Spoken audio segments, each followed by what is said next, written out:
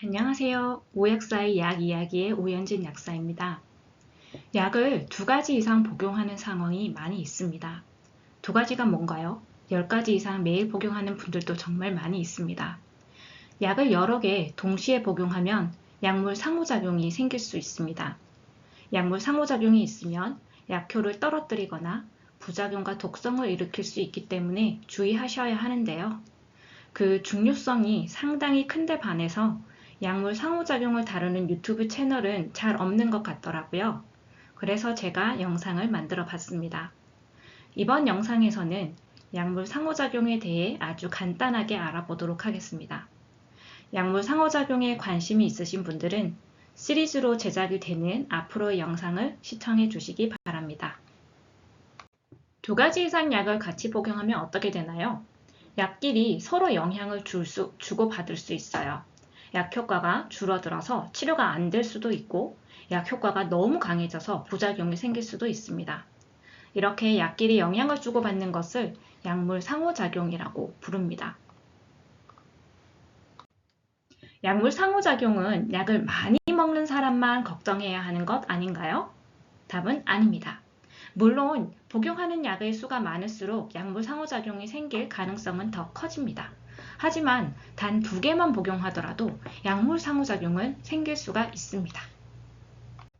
그렇다면 약물 상호작용을 걱정해야 하는 경우는 언제일까요? 앞에서 말씀드린 것처럼 약을 2개 이상 복용하는 경우 걱정해야 하고요.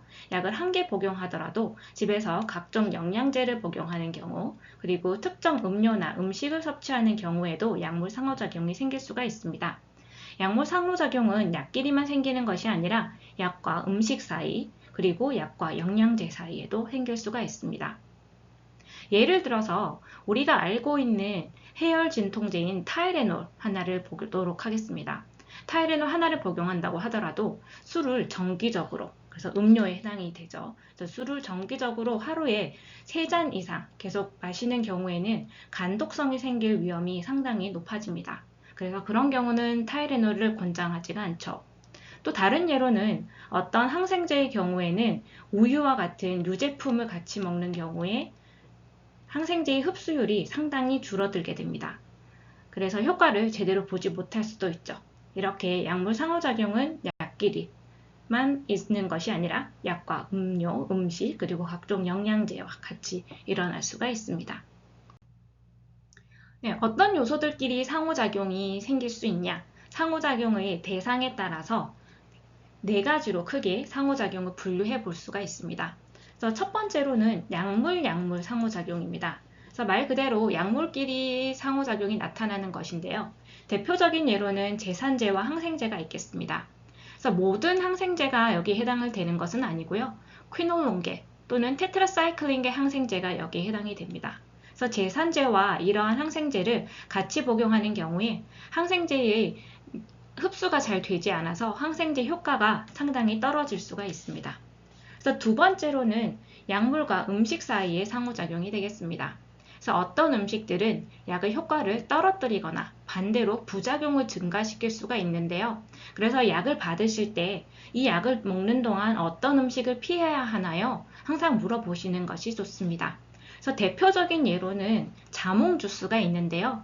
자몽 주스와 특정 성분의 고혈압들, 특히 이제 CCB라고도 부르는데 칼슘 채널 차단제에 해당하는 고혈압들과 상호작용이 있어서 자몽 주스를 드실 때 여기에 해당하는 고혈압 약을 드시면 고혈압 약의 부작용이 상당히 커질 수가 있습니다.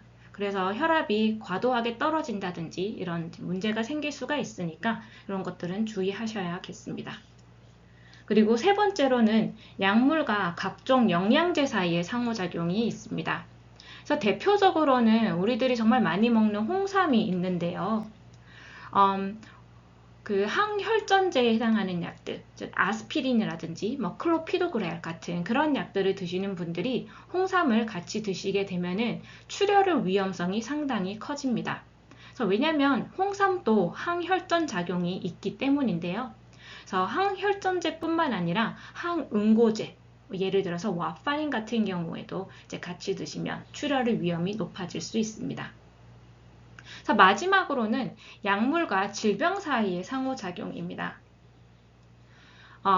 어떤 약들은 특정 기저질환이 있는 분들이 드셨을 때 특별히 더 부작용을 심하게 나타낼 수 있습니다.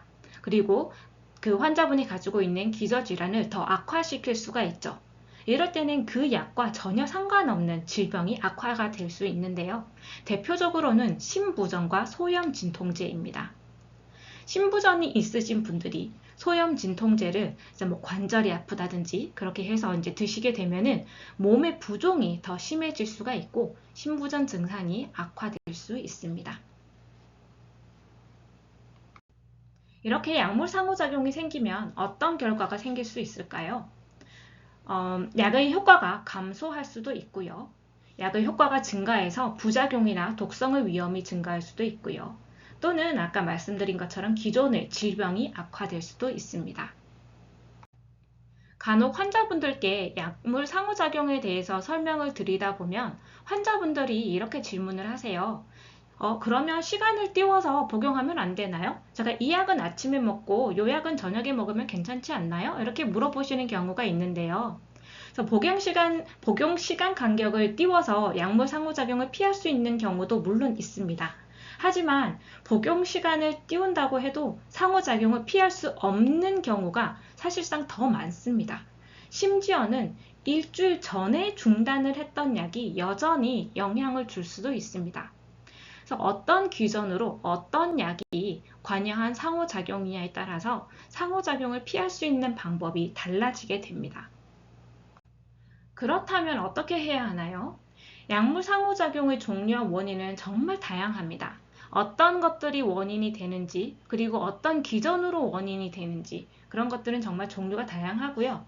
그리고 각 케이스별로 환자의 특성별로 그 해결책도 달라집니다. 환자가 가지고 있는 기저질환이 어떤 것인가, 그리고 이제 같이 먹고 있는 약물이 어떤 것인가, 이런 것들을 모두 종합적으로 판단을 해서 해결책을 찾아야 합니다. 따라서 약을 처방받으실 때 현재 복용하고 있는 약의 정확한 리스트를 의사와 약사에게 알려주는 것이 너무나도 중요합니다. 그래서 약물 상호작용에 대한 앞으로 제가 올릴 영상들을 보시고 도움을 많이 받을 수 있기를 바랍니다. 네, 그럼 마지막으로 제 소개를 간단하게 하고 영상을 마치도록 하겠습니다. 참고로 저는 한국과 캐나다의 약사 면허를 가지고 있고요. 두 나라 모두에서 약국 근무 경력이 있는 약사입니다.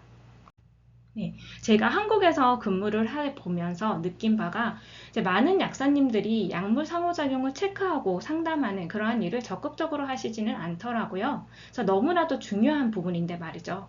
그래서 제가 약물 상호작용에 대해 좀 더 알리기 위해서 영상들을 제작해 보았습니다.